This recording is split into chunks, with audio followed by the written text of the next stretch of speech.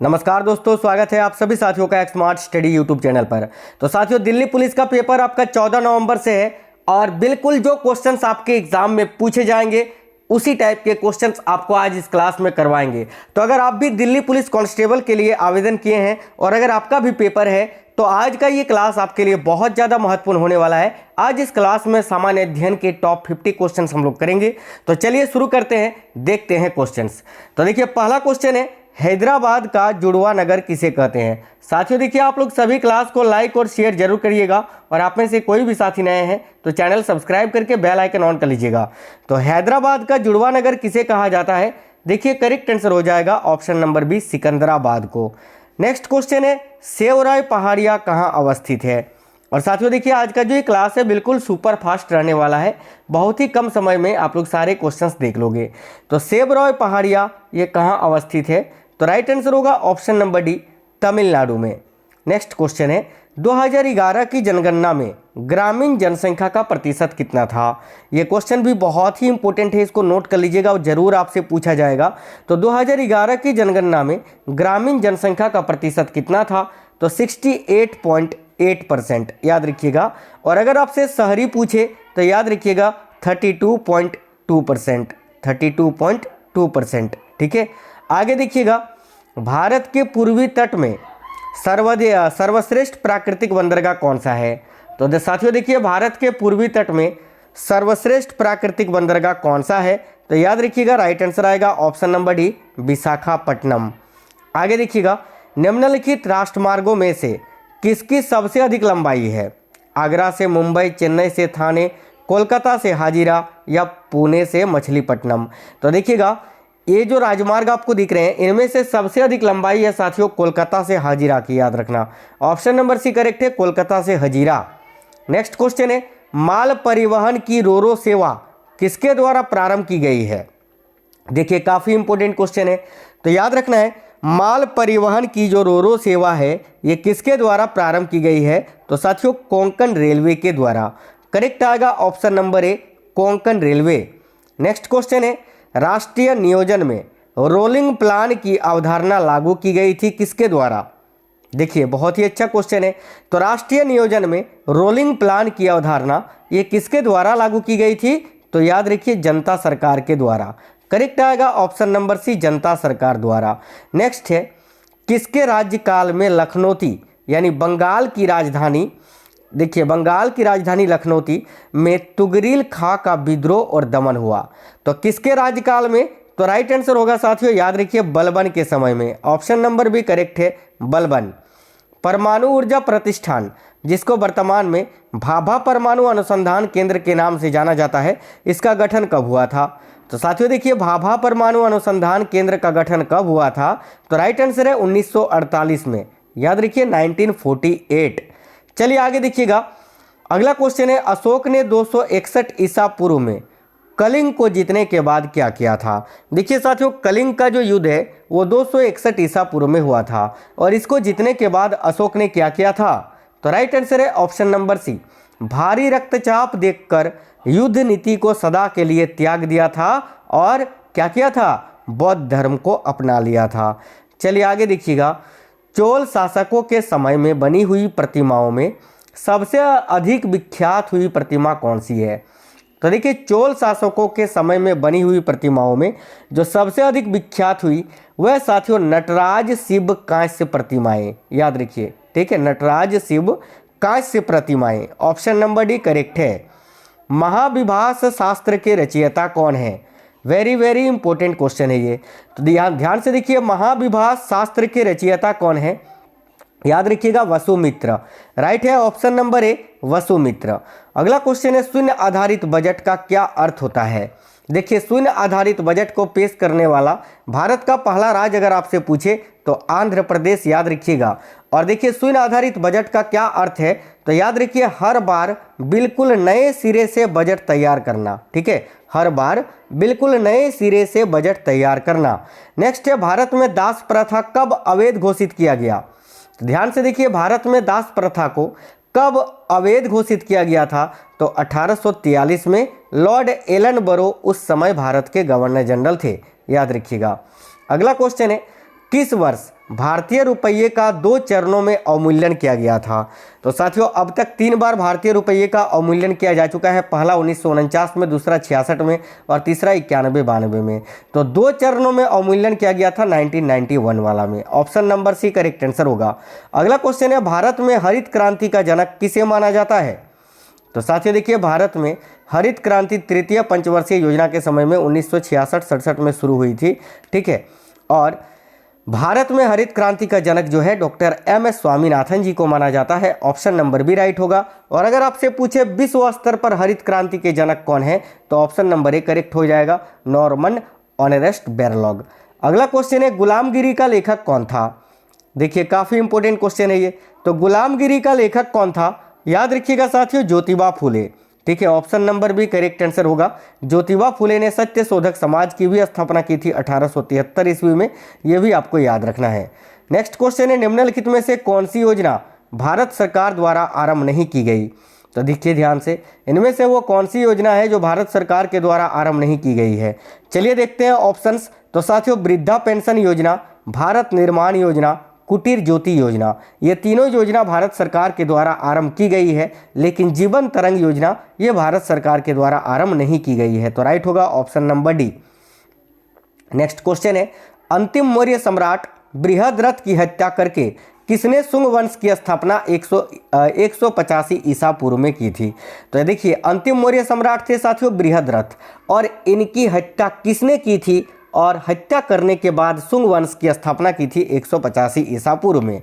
तो याद रखिए राइट आंसर है option number A, Pushyamitra Shunga ने, है ना, पुष्यमित्र शुंग ने ही अंतिम मौर्य सम्राट बृहद्रथ की हत्या की थी और 185 ईसा पूर्व में शुंग वंश की स्थापना की थी। अगला क्वेश्चन है, किसी संसद सदस्य की अयोग्यता के संदर्भ में निर्णय कौन करता है? तो देखिए, किसी संसद सदस्य की अयोग्यता के संदर्भ में निर्णय कौन करता है? राइट है साथियों, प्रेसिडेंट ऑफ इंडिया, यानी भारत के राष्ट्रपति। ऑप्शन नंबर सी।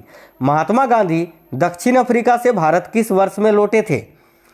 तो देखिए, महात्मा गांधी साउथ अफ्रीका गए थे 1893 में, और लगभग 21 वर्षों के बाद 1915 में ये वापस आ गए थे, 9 जनवरी 1915 को। ठीक है, तो राइट होगा ऑप्शन नंबर ए, 9 जनवरी 1915 को ये वापस आए थे। इसीलिए प्रत्येक वर्ष 9 जनवरी को भारतीय प्रवासी दिवस मनाया जाता है, याद रखिएगा। नेक्स्ट क्वेश्चन है, एरन अभिलेख का संबंध किस शासक से है? तो साथियों देखिए, एरन अभिलेख का संबंध किस शासक से है? तो भानुगुप्त से। ऑप्शन नंबर डी करेक्ट होगा, भानुगुप्त। अगला क्वेश्चन है, यहाँ देखिए हर्षवर्धन होगा, हाँ थोड़ा छूट गया है टाइपिंग। हर्षवर्धन की बहन राज्यश्री का विवाह किसके साथ हुआ था?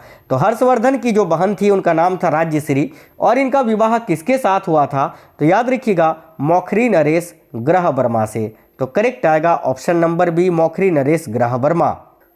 नेक्स्ट क्वेश्चन है, किस मुगल शासक का वास्तविक नाम अली गौहर था? तो साथियों, इनमें से कौन से वो मुगल शासक हैं जिनका वास्तविक नाम था अली गौहर? तो देखिए करेक्ट आंसर होगा शाह आलम द्वितीय।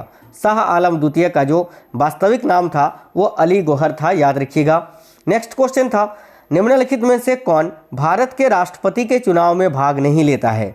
तो साथियों देखिए, भारत का जो राष्ट्रपति का चुनाव होता है इसमें कौन भाग नहीं लेता है? राज्यसभा के सदस्य, लोकसभा के सदस्य, विधान परिषद के देखिए विधानसभा के सदस्य भाग तो लेते हैं लेकिन विधान परिषद के नहीं।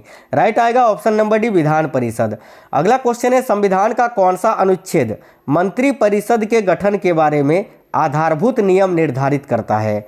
काफी अच्छा क्वेश्चन है, ध्यान से देखिए, संविधान का कौन सा अनुच्छेद है जो मंत्री परिषद के गठन के बारे में आधारभूत नियम निर्धारित करता है? तो याद रखिएगा, अनुच्छेद 75, आर्टिकल 75, ऑप्शन नंबर सी। प्रसिद्ध भक्त कवयित्री मीराबाई के पति का नाम क्या था? बहुत ही अच्छा क्वेश्चन है ये भी। तो देखिए, प्रसिद्ध भक्त कवयित्री मीराबाई के पति का नाम क्या था? तो याद रखिए, राजकुमार भोजराज। राइट आएगा ऑप्शन नंबर बी। नेक्स्ट है, ग्रामीण विकास के लिए ऋण प्रदान करने वाला नाबार्ड एक क्या है? तो ग्रामीण विकास के लिए ऋण प्रदान करने वाला नाबार्ड जो है ये साथियों एक बैंक है। इसकी स्थापना 1982 में हुई थी और इसका हेडक्वार्टर जो है वो मुंबई में स्थित है, याद रखिएगा। नेक्स्ट क्वेश्चन है, राजा राममोहन राय और डेविड हेयर निम्नलिखित में से किसकी स्थापना से जुड़े हुए थे? यानी राजा राममोहन राय और डेविड हेयर ने इनमें से किसकी स्थापना की थी? तो देखिए राइट आंसर होगा हिंदू कॉलेज की। राइट है साथियों, option number A, Hindu college. अगला क्वेश्चन है, महाजन पद काल में श्रेणियों के संचालक को क्या कहा जाता था? काफी अच्छा क्वेश्चन है, याद रखिएगा। महाजनपद काल में श्रेणियों के संचालक को श्रेष्ठीन कहा जाता था साथियों। ऑप्शन नंबर है श्रेष्ठीन। अगला क्वेश्चन है, राज्यसभा में राज्यों का प्रतिनिधित्व किस बात पर निर्भर करता है? तो ध्यान से देखिए, राज्यसभा में राज्यों का प्रतिनिधित्व ये किस बात पर निर्भर करता है? तो राज्य की जनसंख्या पर। राइट आएगा option number B. Next question है, सर्वप्रथम रोम के साथ किन लोगों का व्यापार प्रारंभ हुआ था? तो ध्यान से देखिएगा, सर्वप्रथम रोम के साथ किन लोगों का व्यापार प्रारंभ हुआ था? तो तमिलों और चेरों का। राइट है ऑप्शन नंबर बी, तमिल और चेर। नेक्स्ट है, तक्षशिला के प्रसिद्ध स्थल होने का कारण क्या था? देखिए, तक्षशिला के प्रसिद्ध स्थल होने का कारण क्या था? तो गंधार कला। याद रखिएगा, तक्षशिला की गंधार कला। ऑप्शन नंबर सी करेक्ट होगा। भारत के संविधान में अंतर्राष्ट्रीय सुरक्षा को प्रोत्साहन देना सन्निहित है किसमें? तो साथियों देखिएगा, भारत के संविधान में अंतर्राष्ट्रीय सुरक्षा को प्रोत्साहन देना ये राज्य के नीति निर्देशक तत्वों में सन्निहित है, जिसका प्रावधान संविधान के अनुच्छेद 36 से 51 में किया गया है और भाग 4 में किया गया है। नेक्स्ट क्वेश्चन है, भारत की संविधान सभा किसके द्वारा गठित की गई? तो देखिए ध्यान से, काफी अच्छा क्वेश्चन है। भारत की संविधान सभा किसके द्वारा गठित की गई? तो कैबिनेट मिशन योजना के तहत। Option number D right answer हो जाएगा। राज्यसभा की बैठकों का सभापतित्व कौन करता है? तो साथियों देखिएगा, राज्यसभा की बैठकों का सभापतित्व कौन करता है? याद रखिएगा, उपराष्ट्रपति। Option number B. Next question है, गौतम बुद्ध का गुरु कौन था?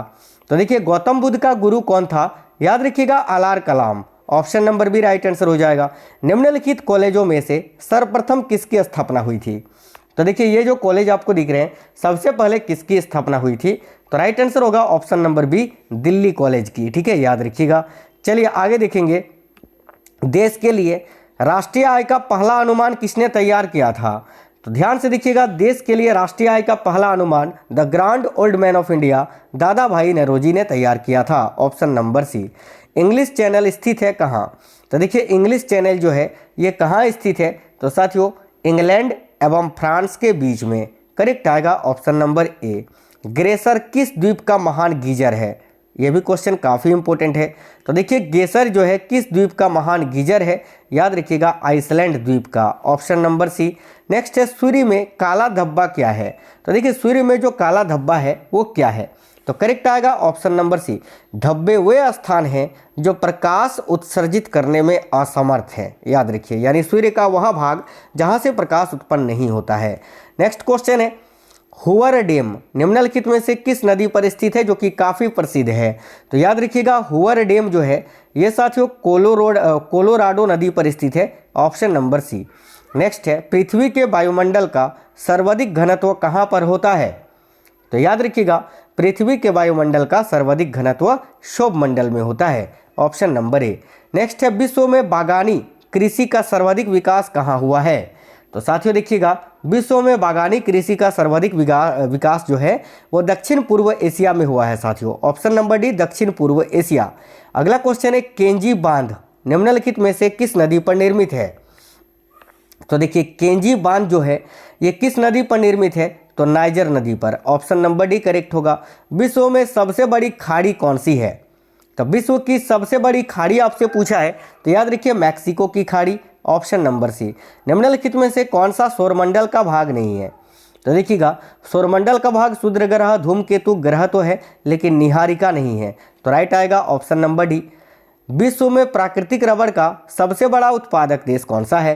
तो देखिए, विश्व में प्राकृतिक रबड़ का सबसे बड़ा उत्पादक देश कौन सा है? तो याद रखिएगा, थाईलैंड। Option number A.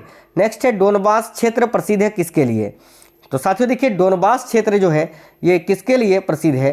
तो आपको याद रखना है, काफ़ी अच्छा क्वेश्चन है, कोयला के लिए। Option number B.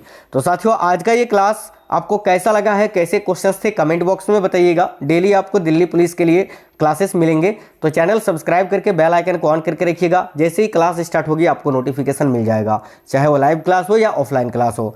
तो मिलेंगे आपसे नेक्स्ट क्लास में। क्लास को एक लाइक और शेयर जरूर करिएगा। नए साथी कोई भी है, चैनल सब्सक्राइब करके बेल आइकन को ऑन कर लीजिएगा। जय हिंद साथियों, वंदे मातरम।